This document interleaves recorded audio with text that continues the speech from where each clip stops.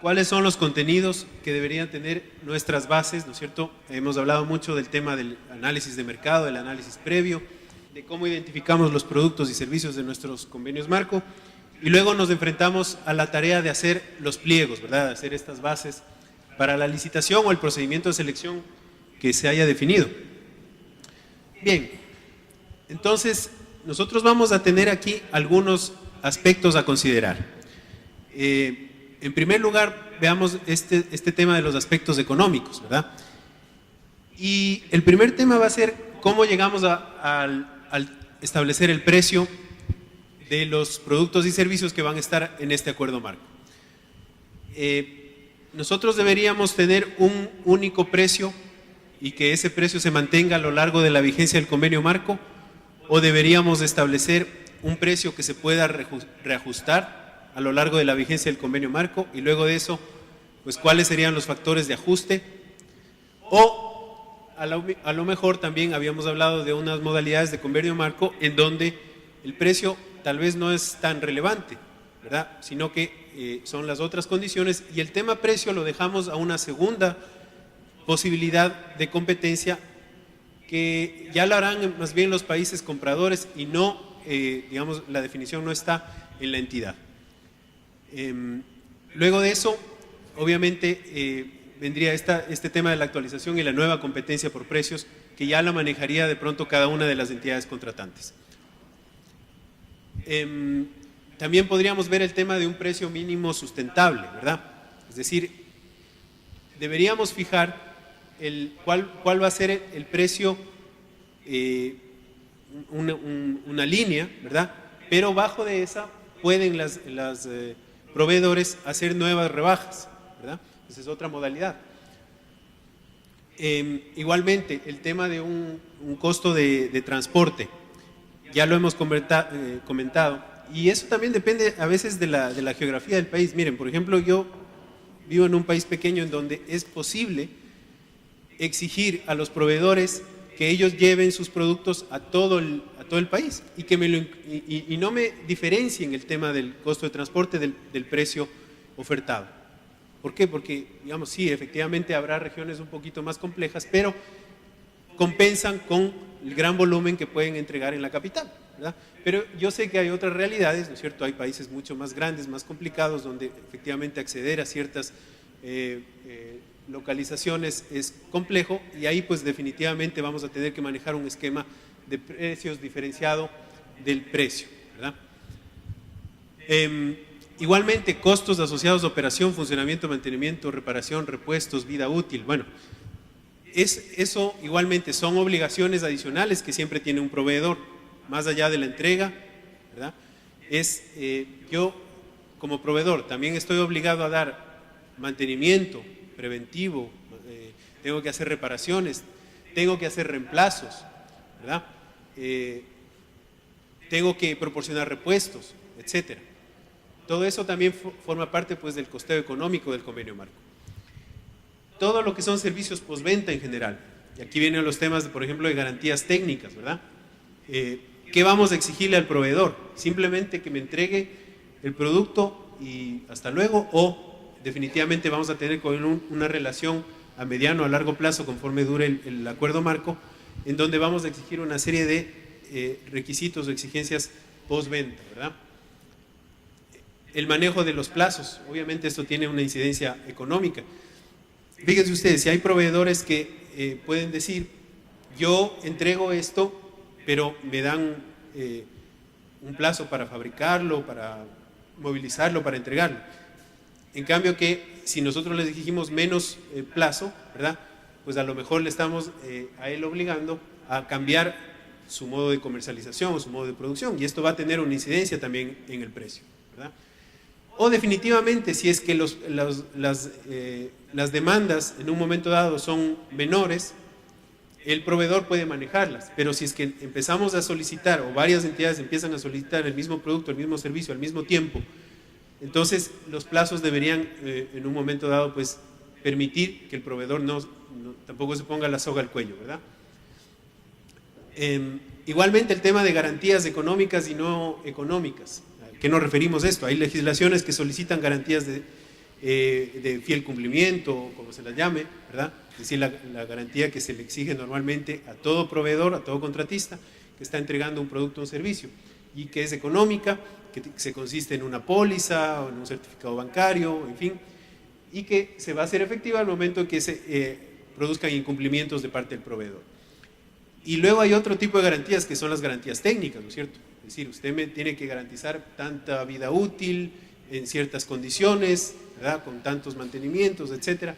Todo eso son garantías no económicas, pero que definitivamente pues, van a incidir también en el costo en general del producto o de servicio.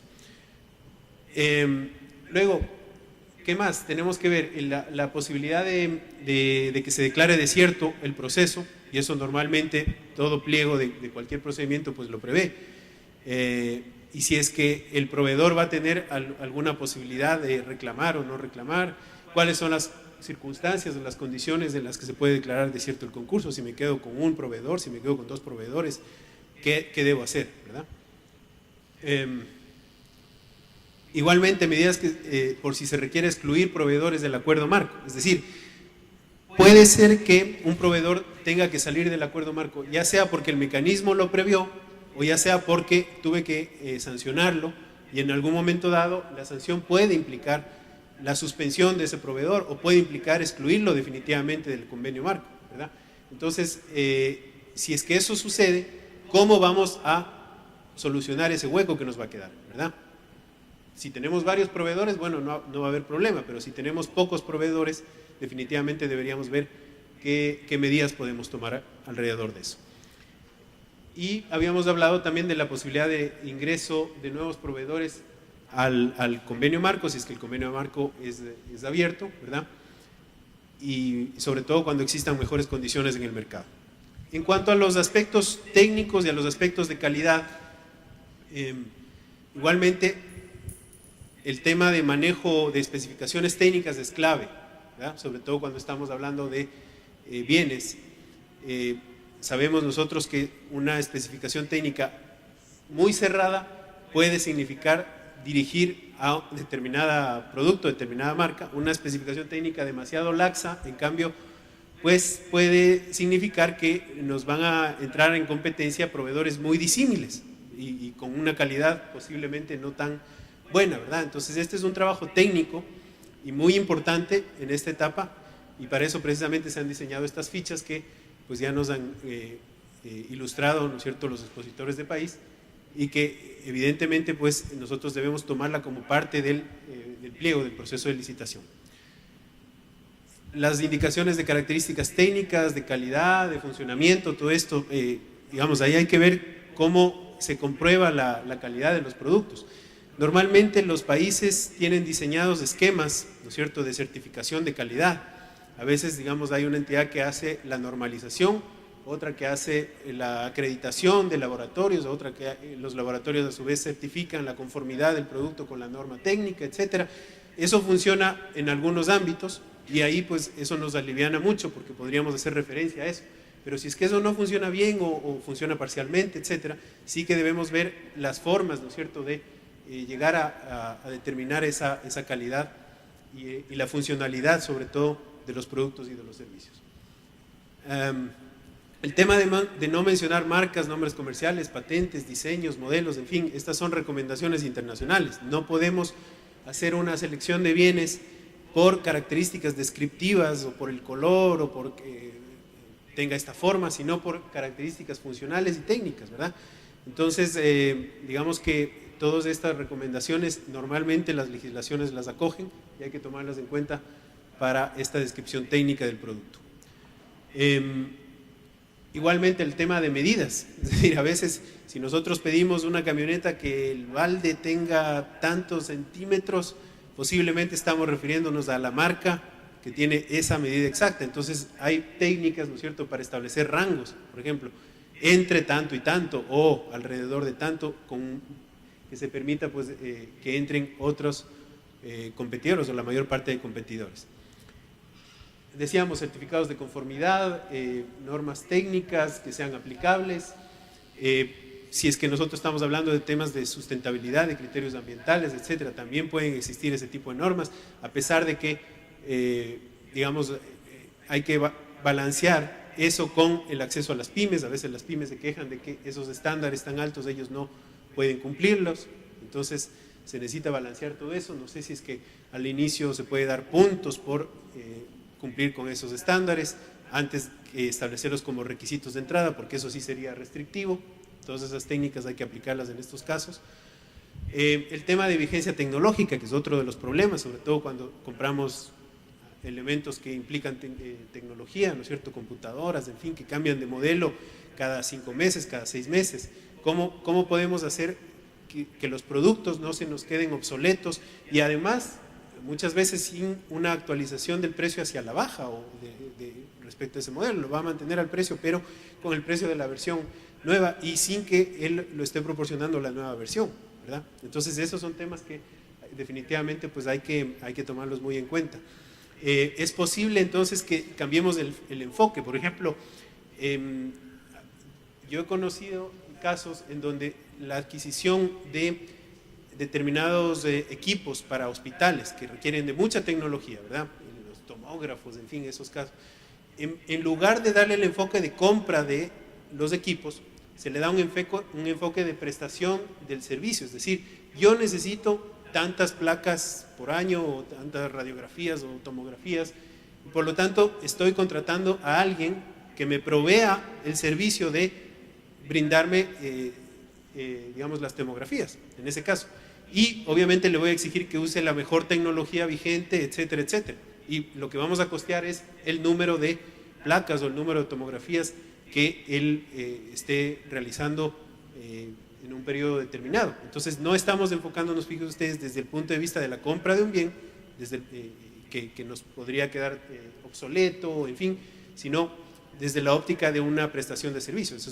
es una forma de ver. O la otra es imponer condiciones para que conforme se vayan actualizando versiones, etcétera, pues esas sea la obligación del proveedor. Todo eso va a tener un costo, obviamente, porque el proveedor pues necesita cambiar el equipo y eso va a tener un costo. En fin, digamos, y hay otro tema que suele preguntarse mucho: ¿conviene o no conviene agrupar los bienes? Es decir, hacer un convenio en donde se agrupen los bienes, o es mejor hacer los convenios por cada uno de los ítems, ¿no es cierto? Y sobre todo desde el punto de vista, si nosotros pensamos en material de oficina, parece que podríamos decir, bueno, vamos a hacer una sola licitación y ahí vamos a meter lápices, borradores, esferos, reglas, etcétera, etcétera. Bueno, es posible que haya proveedores que tengan todo eso, pero en ciertos casos hay que analizar muy bien. Es posible que estemos dando más bien el privilegio a un intermediario que esté comprando todo eso, ¿no es cierto?, para ofertarle al Estado. El tema de los aspectos sociales, ¿verdad? Ya hemos dicho, muchas veces este tema de agrupar demanda podría significar que estemos privilegiando, ¿no es cierto?, a los que tengan la mejor opción por su técnica, por su capacidad de respuesta, en fin, y son proveedores generalmente grandes, van a desplazar a las pymes, eso va a generar mucha molestia de ellos, quejas, protestas, baja del empleo, etcétera, etcétera. Por lo tanto, hay que verificar previamente si es que no podríamos hacer convenios que tengan o un alcance regional o que permitan que el proveedor diga, yo puedo ofertar en tales regiones, ¿verdad? Igualmente las economías de subsistencia de esos productos, existen, digamos, mercados o líneas de compra del Estado que definitivamente apoyan mucho a determinados sectores, y eso pues es importante también tomarlo en cuenta, ¿verdad? A veces, digamos, un producto artesanalmente fabricado, unas mesas que fabrican muchas personas, no solamente a escala, sino de una manera artesanal, puede ser más importante que hacer el gran convenio marco a escala. Bueno, procesos cerrados a MIPYMES o con márgenes de preferencia, obviamente todo esto va a depender de las políticas del país, y ahí tenemos pues o mercados especiales para ellos, o manejo de márgenes de puntajes adicionales, etcétera. El deber de cumplimiento de obligaciones sociales con los trabajadores, una parte de la sustentabilidad, no desde el punto de vista ambiental, sino desde el punto de vista social.